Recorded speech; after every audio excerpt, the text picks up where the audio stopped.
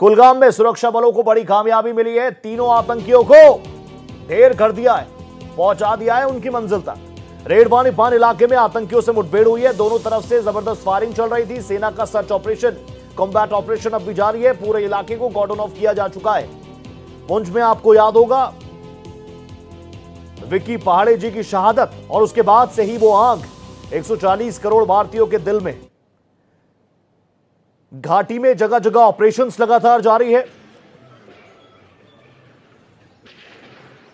मेरे साथ मेरे सहयोगी अजीत प्रताप सिंह हैं। विजुअल्स भी आपको लगातार दिखाते रहेंगे। अजीत मेरे साथ है। अजीत, क्या अपडेट इस पूरे घटनाक्रम को लेकर? 3 ही आतंकी थे या फिर और भी मूवमेंट का इनपुट हमारी एजेंसीज के पास?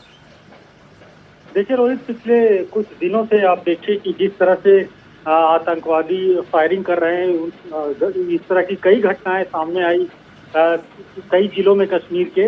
और आज सुबह सूचना मिली कुलगांव जिले के रेडवानी इलाके में सूचना मिली कि कुछ आतंकवादी यहाँ पर आए हुए हैं, और इस चीज के लिए आर्मी के जवान और जम्मू कश्मीर की जो पुलिस है, दोनों ने कॉर्डन ऑफ किया, सर्च कर रहे थे। और उसके बाद अचानक फायरिंग शुरू हो गई आतंकवादियों के द्वारा, जिसके जवाब में सुरक्षा बलों ने भी फायरिंग की। और इसमें 3 आतंकवादी मारे गए हैं, जिसमें एक जैश का कमांडर भी बताया जा रहा है।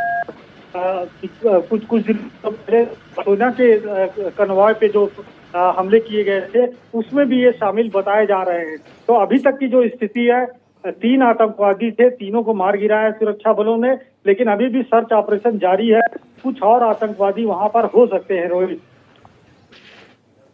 ठीक है, और भी आतंकी यहां पर हो सकते हैं। आतंकियों की घेराबंदी के लिए क्या कुछ ऑपरेशन चल रहा है, वो तस्वीर आपको दिखाए। तीनों आतंकियों को ढेर किया जा चुका है।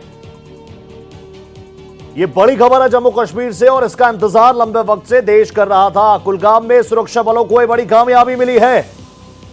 तीनों आतंकियों को ढेर कर दिया गया है। यह ऑपरेशन चल रहा था, अंजाम यही होना है। लेकिन आप समझिए, एक भी जवान की कैजुअलिटी देश जो है अफोर्ड नहीं कर सकता। एक जवान किस मंशा के साथ, हालांकि हमारे जवान आप जानते हैं सर पर कफन बांधकर निकलते हैं भारत मां के आंचल को साफ रखने के लिए, स्वच्छ रखने के लिए।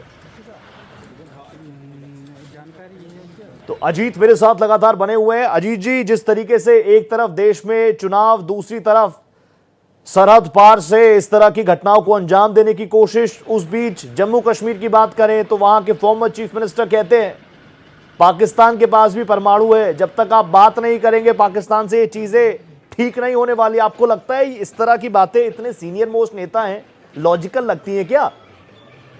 देखिए, तीसरा चरण चुनाव का आज चल रहा है, और जिस तरह पीसफुली हमारा डेमोक्रेटिक प्रोसेस चलता है, तो शायद ये सरहद पार कुछ लोग हैं जिनके ये पछता नहीं है। और इसीलिए देखिए, कुछ दिन पहले दिल्ली में ईमेल किया गया, स्कूलों को उड़ाने की धमकी दी गई।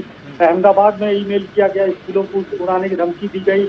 और अब इस तरह से बयानबाजी कुछ नेता कर रहे हैं।